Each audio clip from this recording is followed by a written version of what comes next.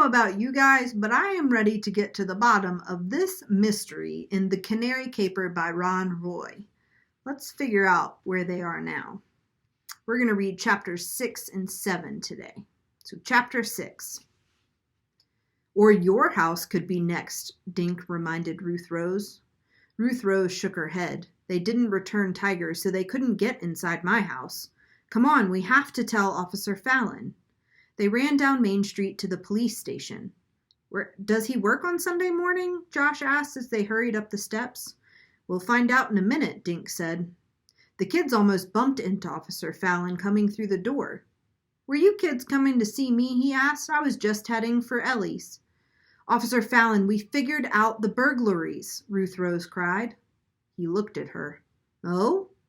Then we'd better go back inside. Sitting at his desk, Officer Fallon picked up a pencil. I'm listening, he said.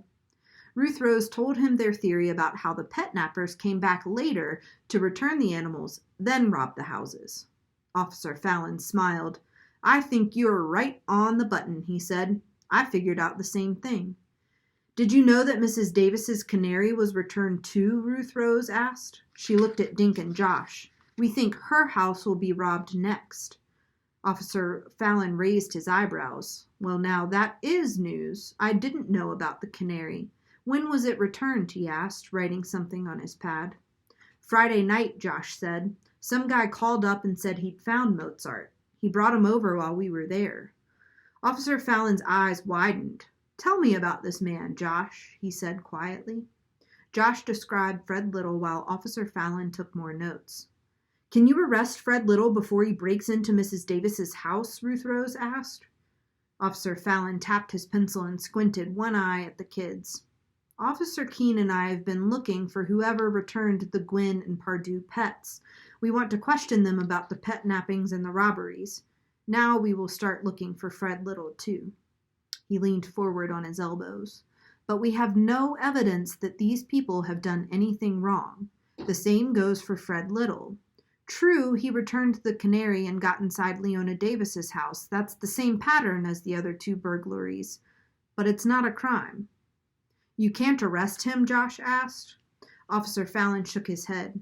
Even if I knew where to find Fred Little, I have no proof that he's planning a crime. But we have to do something, Ruth Rose said. You've already done a lot, Officer Fallon said. I didn't know that Leona Davis got her bird back. You've given me a good lead. Officer Keene and I really appreciate your help, kids. He walked them to the door. Don't worry, we have a few tricks up our sleeves. I still think we should do something, Ruth Rose said when they were outside. Well, Josh said, the circus is leaving tomorrow, and we do have those free tickets Officer Fallon gave us. Dink laughed.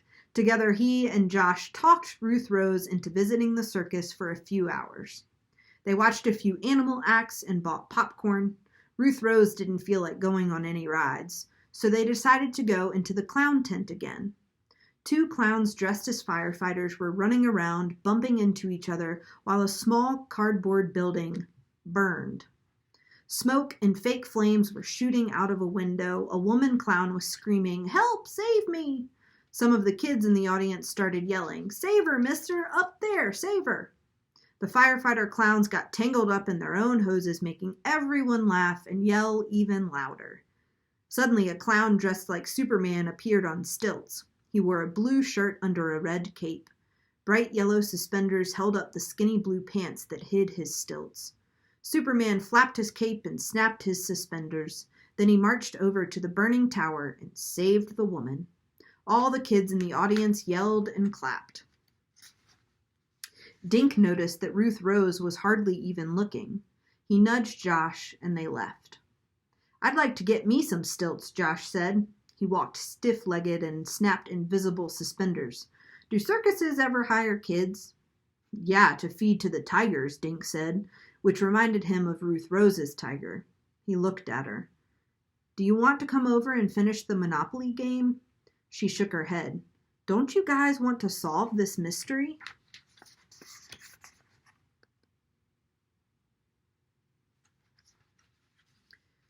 Sure, but what else can we do? Dink asked. Officer Fallon said he's going to look for the people who returned the pets. Well, I know how we can help him, Ruth Rose said, her eyes flashing. Uh-oh, Josh mumbled. Ruth Rose, I don't think Officer Fallon wants any more help, Dink said. Ruth Rose ignored him. Are you guys sleeping in the tent again tonight? She asked. Dink nodded. I guess so. Why? Ruth Rose grinned mysteriously. I promised to bring over some cookies if you promise to go somewhere with me. Where? Dink asked. And why do you have that sneaky look on your face? Wear dark clothes, Ruth Rose said. We're going to stake out Mrs. Davis's house. Chapter 7. A stakeout, Josh said. Ruth Rose nodded. Like in the cop movies? Dink asked. She nodded again. You think Mrs. Davis's house is going to get robbed tonight? Josh said. A third nod. And I plan to be there to see who does it. She grinned. Will that be enough proof for Officer Fallon? Suppose a burglar does come, Dink said. What do we do? Tie him up? All right, Josh said. I'll bring the rope. Ruth Rose shook her head. No rope. We just sit and watch. If someone comes, one of us will run to the police station. The other two will stay. If the guy leaves, we follow him. Dink thought that over. Follow him where? Wherever he goes, Dink. Maybe he'll lead us to where he stashed the stuff he robbed, Ruth Rose said. And maybe that's where he's got Tiger. Well, I guess it'll work as long as we just watch the guy, Dink said. Ruth Rose nodded. We just wait and watch. And eat cookies, Josh added. Dink and Josh sat in the dark tent waiting for Ruth Rose. It was almost 10 o'clock. Josh wore camouflage pants and a black t-shirt.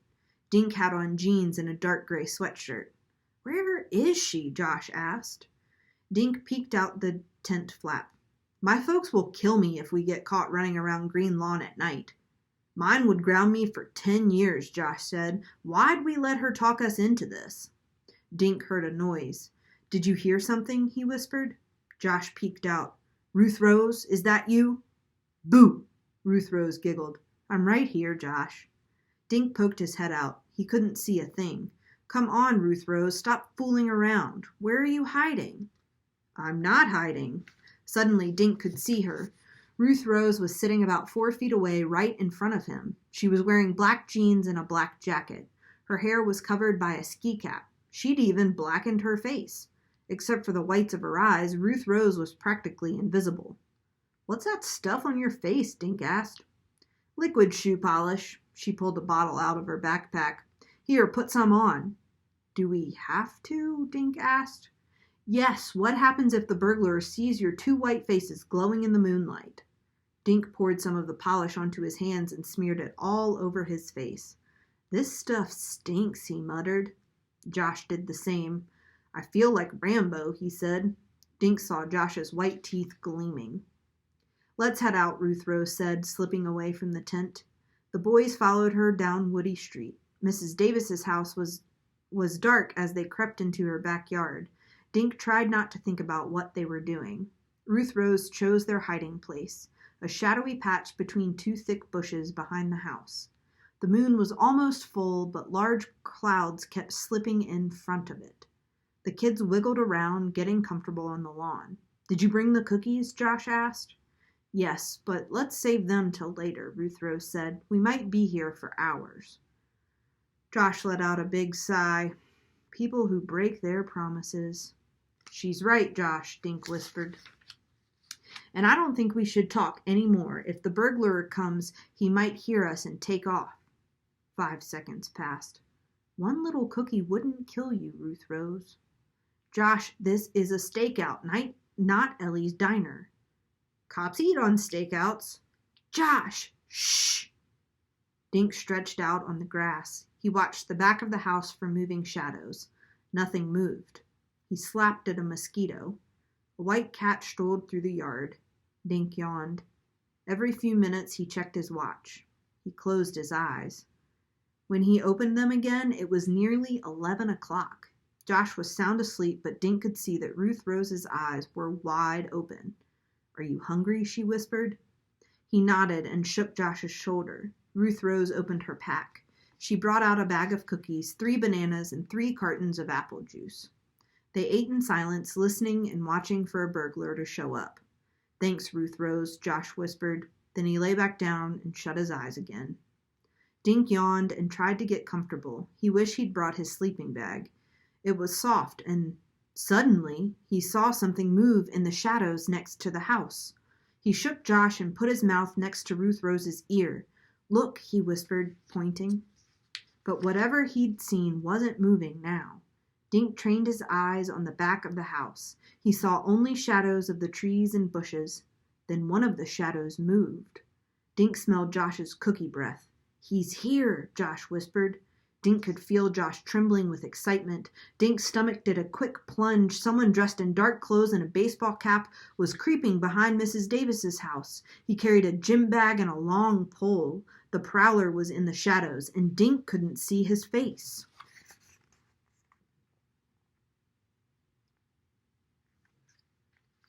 The burglar set his bag and the pole on the ground.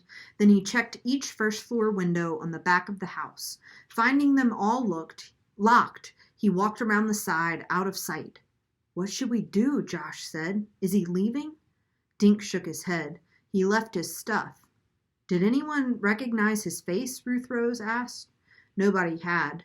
Suddenly the dark figure returned. He stood with his back to them, looking up at the house. Then the prowler turned around. He seemed to be looking directly at Dink. Dink was glad he'd blackened his face. Suddenly Josh grabbed Dink's arm. "It's the Canary guy!" Ruth Rose let out a gasp. Fred Little was walking right toward them. And that's the end of chapter 7. So join me tomorrow for chapters 8 and 9.